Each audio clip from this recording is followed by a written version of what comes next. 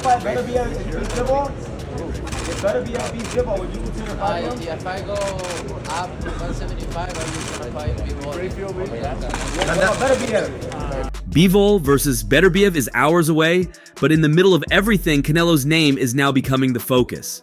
In a recent press conference ahead of Bivol's fight against Beterbiev, Bivol was asked about the possibility of a rematch with Canelo, but then it only got more interesting from here. Y'all not mad at you not mad at Canelo. You not, where is David at though, bro? Why is Canelo picking and choosing? Why?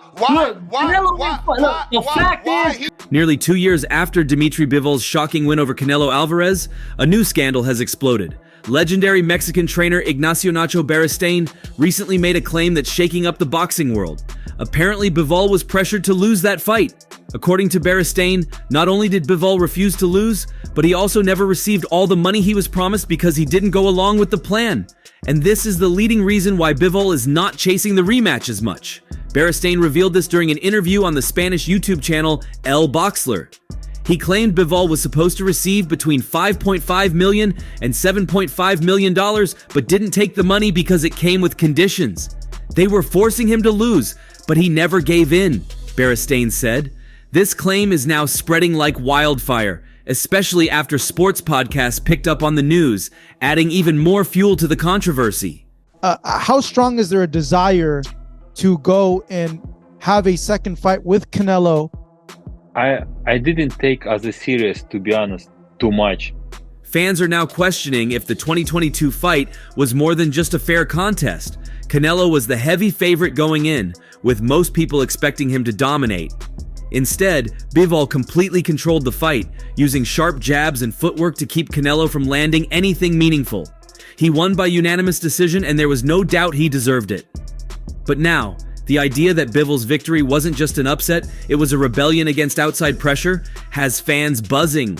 You know, I try, but he started asking for other things and this and that and make everything hard for me. And then, however, Canelo seems disgusted by the idea and claims there were no fixed win arrangements, and Bivol's win was purely out of his hard work. This isn't the first time there have been questions about Bivol's payment from that fight. Back in 2022, Bivol told Russian news agency TASS that he hadn't received his $5 million payday. At that time, Bivol said the delay was due to financial sanctions on Russia. Now, Britain's comments are making people think something shadier was happening behind the scenes. It's not really doesn't interesting. He won a rematch. It's not surprise for me. It's okay because he is a champion. He lost his last fight. The money situation for the Canelo-Bivol fight was lopsided from the start. Canelo reportedly earned around $40 million for that fight, while Bivol's contract promised a $2 million base purse and a cut of the pay-per-view revenue. For a fighter who pulled off one of the biggest upsets in recent history, that payment already seemed small. Many boxing insiders are now asking the same question. Was Bivol punished for winning? Some believe Canelo's team may have tried to protect their star by expecting Bivol to take a fall. It wouldn't be the first time boxing faced accusations of shady deals behind the scenes. Fans are no strangers to hearing about fixed fights, corrupt judges, or pressure from promoters. And just one more from me, Beterbiev Bivol, the rematch. What a great fight that is in Saudi. How do you see that playing out, Saudi? it's gonna be a really good fight again. Both are great fighters and Do you see yourself fighting a light heavyweight again? Do you think I'm blowing? maybe. Maybe. Meanwhile, Artur Beterbiev isn't wasting any time taking shots at Bivol. Beterbiev, known for his aggressive style both inside and outside the ring, has been taunting Bivol for months. He's claimed that Bivol is using all this heat as an excuse to avoid fighting him. He's hiding behind politics, Beterbiev's camp has said more than once. Whether or not there's any truth to that, Beterbiev seems determined to keep the pressure on. Not every fighter has that mindset. In fact, you are one of a few. Some of them, they have, I don't know what they have in their mindset, but I know this thoughts helps me to be more focused on the camp. Canelo, on the other hand, is staying completely silent. He's focused on preparing for a potential super fight with Terence Crawford, a match that could be one of the biggest in years. But even though Canelo isn't talking about the Bivol scandal, it's clear it could hurt his reputation. Some fans are already questioning if Canelo's entire career has been carefully managed to protect his record. If there really was pressure on Bivol to lose, it would raise serious doubts about the legitimacy of Canelo's other victories. Somewhere amid all the excitement, some are wondering if a rematch with former undisputed super middleweight champion Canelo Alvarez will be possible. Cinnamon is coming off a one-sided unanimous decision win over former #1 contender Edgar Berlanga on September 14th. Which fight was more difficult between Mayweather or Bivol, and why? I think both are similar. Just Bivol is bigger, so I think Bivol.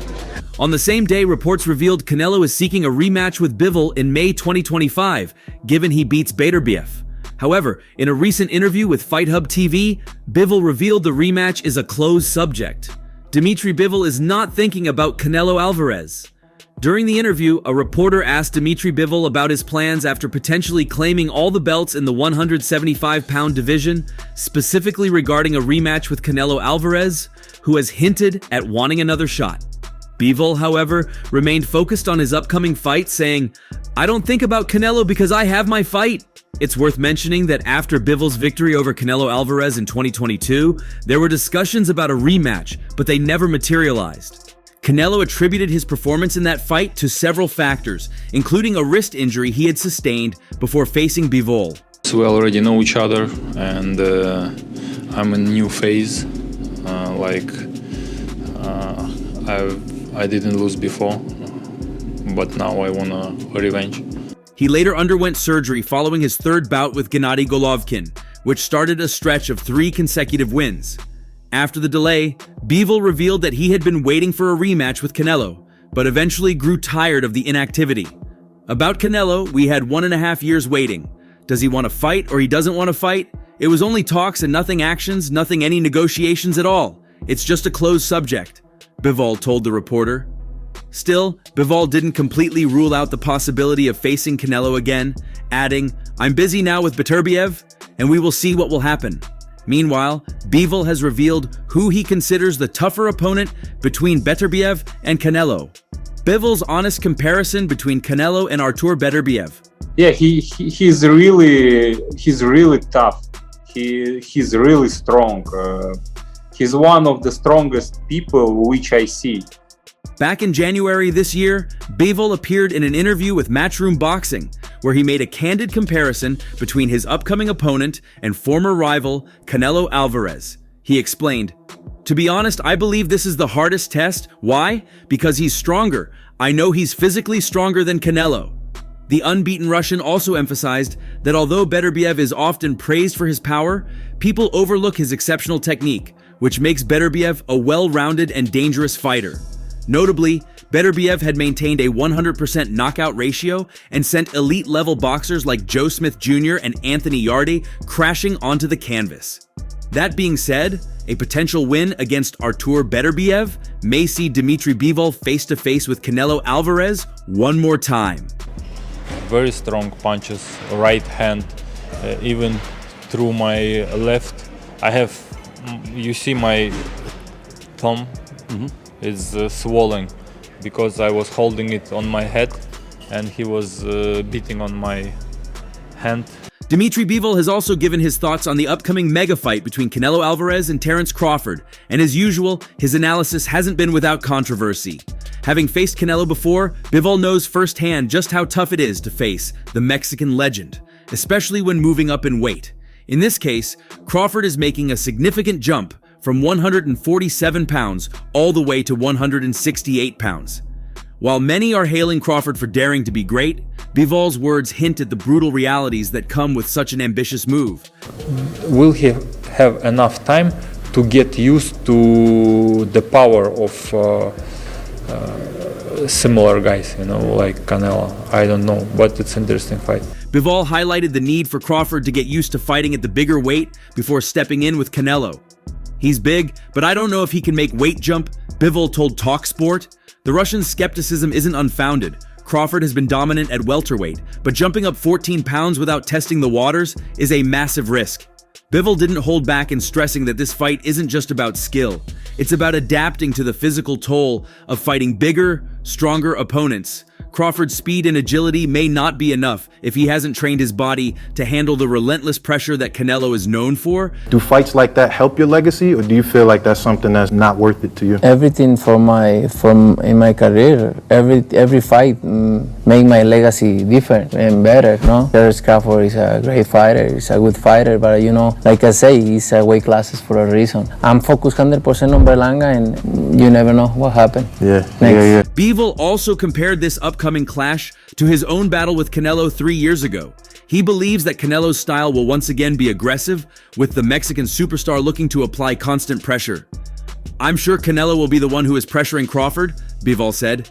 And he's not wrong. Canelo's bread and butter has always been his ability to walk down opponents, cut off the ring, and land devastating body shots.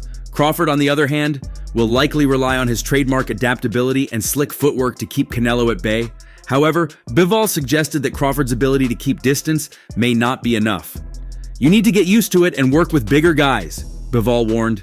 It's a subtle but pointed way of saying that Crawford's skill set, no matter how elite, might not overcome the sheer size difference. I think a lot of Canelo fans, for some reason, they know that there's no excuse. If he loses to Bud, this is a huge mark on his resume. If he beats Bud, he does beat a very accomplished fighter in his era. But there's no ready-made excuses in this fight for Canelo. Canelo should win this fight. Adding to the intrigue is Crawford's own confidence in his adaptability. "I'm the type of guy who likes to feel my fighters out and adjust to what they're doing," Crawford told Boxing Scene. "I think that's my greatest attribute." Indeed, Crawford's ability to read his opponents and adjust mid-fight is second to none. He's shown time and time again that he can figure out any style thrown at him, but Canelo is no ordinary opponent. The Mexican superstar has fought and beaten fighters of all styles and sizes, and his experience at 168 pounds gives him a clear edge. Crawford may believe in his ability to adjust, but whether that will be enough to overcome Canelo's power and experience remains the big question. The others say, like, no, that's 2 more weight classes. Like, once he gets touched by Canelo, it's going to be different. I am concerned about him absorbing a Canelo punch, especially through the course of 12 rounds. We do know this about Canelo. He's going to slow down. One of the most controversial aspects of this fight is Crawford's insistence that the doubters only fuel his determination.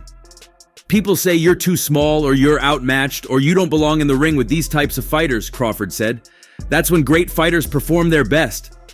Crawford thrives on being underestimated. His demolition of Errol Spence Jr. was a masterclass in proving the doubters wrong, but Bivol subtly hinted at the fact that this time the challenge might be too great. There's a big difference between facing a fellow welterweight like Spence and stepping in with a fighter who has been dominating the super middleweight division for years. One good fighter like Errol Spence is, but other than that, I don't think he's beating other great fighter like Spence. He did a really good job with the Spence. Bivol also alluded to the unique challenges of fighting Canelo's style. While Crawford is known for switching stances and keeping his opponents guessing, Bivol suggested that Canelo's pressure may neutralize those tactics. Crawford can switch all he wants, but if Canelo gets inside and starts landing to the body, those stance switches might not matter. It's a sentiment echoed by many in the boxing community. Crawford's slickness might not hold up under Canelo's relentless attack. They talk all the crazy stuff about me going up and having a tough time, but he went up in weight and lost. That's the difference. I went up weight and won. He went up and lost. So let's not do that, Canelo. Interestingly, Bivol also mentioned how both fighters have sensational skill sets, which is what will make this fight such a spectacle. But even in giving credit to Crawford's abilities, Bivol seemed to favor Canelo's chances. After all, Bivol knows better than most how Canelo can close the distance and make even the most skilled boxers uncomfortable. And with Crawford giving up size and power advantages, it's clear that he'll be walking into hostile territory when the fight takes place in Las Vegas. There's also the issue of whether Crawford's frame can handle the jump to 168 pounds without losing speed or stamina. I don't think it's a fight Canelo really wants, if I'm honest, because I think he feels like he won't get a lot of credit beating a light middleweight. Fighters who bulk up too quickly often find themselves slower and more prone to gassing out. Canelo, on the other hand, has been comfortable at 168 pounds for years. He knows how to carry the weight, and his cardio has never been an issue. Even if Crawford enters the fight with his usual sharpness, the wear and tear of fighting at a higher weight may take its toll by the later rounds. Despite all the doubts, there's still a sense of unpredictability surrounding this matchup. Crawford has made a career out of defying the odds, and his belief in his ability to make history is unshakable. If he can pull off the upset, it would be one of the most significant victories in modern boxing history. A legacy-defining win that could solidify Crawford as one of the all-time greats. Canelo and Bud. Who you like in this fight? Canelo. Why? Because Bud had to move up 3 classes? Yes. And in the history of boxing, I've never seen anybody move up 2 classes and be successful. However, the looming shadow of Canelo's dominance is hard to ignore. Bivol's insights into the challenges Crawford will face highlight just how high the stakes are for this fight. And while Bivol was measured in his comments, the underlying message was clear. Crawford is walking into dangerous territory, and Canelo is more than ready to remind everyone why he's the king at 168 pounds. Dmitry Bivol's openness about his preparation for the upcoming rematch with Artur Beterbiev is another point that stirred conversation. Dmitry, what is your message to Artur Beterbiev ahead of your rematch on February 22nd? Please look at him and tell him. I don't have any messages. I'm not a postman. His words about Beterbiev's effortless power added an interesting dynamic to the rivalry. Despite Bivol's confidence, acknowledging the raw force of his opponent is rare in boxing, especially considering the stakes. By publicly ranking Beterbiev above Canelo Alvarez in terms of natural power, Bivol may have unintentionally given his rival a psychological edge, or maybe he's setting a trap by lulling Beterbiev into underestimating him. Bivol's claim that Beterbiev's punches feel effortless compared to Canelo's is bound to cause controversy.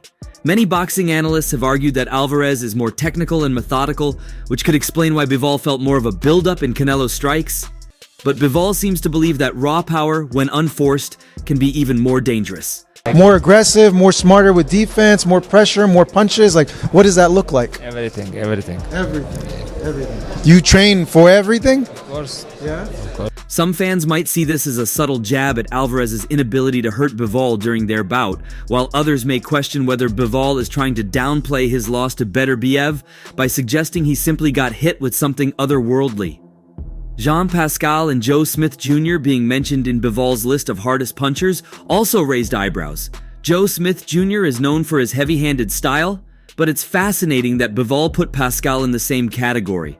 Why we should look at each other? No, sometimes we could look, but not too much. No need. We will look at each other in the ring. Pascal's peak power days were behind him when he fought Bivol, which makes Bivol's comparison to someone as lethal as Beterbiev curious. Beyond Bivol's observations on power, his unorthodox training techniques have grabbed attention. Snowboarding as a tool for boxing training is unheard of, and Bivol's explanation has only fueled debates. On the one hand, some argue that focusing on balance and mental clarity through snowboarding is innovative, especially when fighters are always looking for ways to improve focus. His character is like this. He doesn't shake hands with his opponents. I'm shaking hands with my opponents, with people. Just different. Everybody's different, and it's fine. On the other hand, purists criticize him for taking unnecessary risks. Any injury, even a minor one, could cost him the rematch and derail his career. Bivol's candid admission of past accidents raises concerns. For a fighter of his caliber, falling on his collarbone so close to a title bout seems reckless. Perhaps Bivol's willingness to discuss this shows a certain vulnerability, or maybe it's a calculated move to prove he's human after all. Interestingly, Bivol's mention of snowboarding as a mental reset points to a deeper truth about boxing. It's not just physical strength that wins fights, but mental toughness. Maybe Bivol has found that the peace and isolation of the slopes allow him to clear away distractions and hone his competitive edge. Last question for you, and away the rush to go. Beterbiev, Bivol, you watched the fight. Who do you think won the fight? Yeah, I watched this fight. I think Bivol win this fight. Oh, not Bivol, but Beterbiev win. You scored it to him? Listen, for me, I say, for me, However, skeptics might argue that no amount of snowboarding can replicate the pressure of facing Beterbiev's fists. And if Bivol falters in the rematch, critics will almost certainly point to his snowboarding excursions as the reason. Another aspect of Bivol's preparation that warrants attention is his seemingly traditional training approach. He downplayed any reliance on modern technology, saying he simply runs and works. This old-school mentality has always been part of Bivol's charm, but it contrasts sharply with fighters like Beterbiev, who incorporate cutting-edge training regimens into their camps. Some analysts argue that sticking to basics could leave Bivol behind in terms of athletic explosiveness. However, Bivol's response might be that simplicity keeps him grounded and ensures no detail is overlooked. And he's not only one punch. When he's trying to punching, combinations. All punches in the combinations are heavy. What's especially intriguing is that Bivol's comments come right before one of the most anticipated fights of the year. Some boxing insiders speculate that Bivol's praise of Beterbiev's power might be part of a mind game. By publicly building up Beterbiev's reputation, Bivol could be setting up a narrative where a win would make his victory seem all the more impressive. Conversely, it's possible Bivol is setting himself up for an easier out if things go south. After all, claiming you lost to one of the hardest punchers in the game sounds better than admitting you were simply outclassed. I'd prefer if we have a couple rounds more. 15 rounds? Yeah. Old school? Yeah. But you told me you're not a student of boxing, but now you're talking about 15 rounds. Yeah, but because I'm not a good boxer, I need more rounds. Because you need more rounds to improve. Yeah. Despite all the speculation surrounding Bivol's preparation and mindset, one thing remains clear. Beterbiev will not take Bivol's words lightly. Fighters are notoriously sensitive about how they're portrayed before a fight, and Bivol's analysis of his rival could easily be interpreted as a mixture of respect and subtle shade. How Beterbiev reacts to this dynamic will be crucial. Will he view Bivol's comments as validation of his dominance, or will he see it as a challenge to assert himself even more violently in the ring?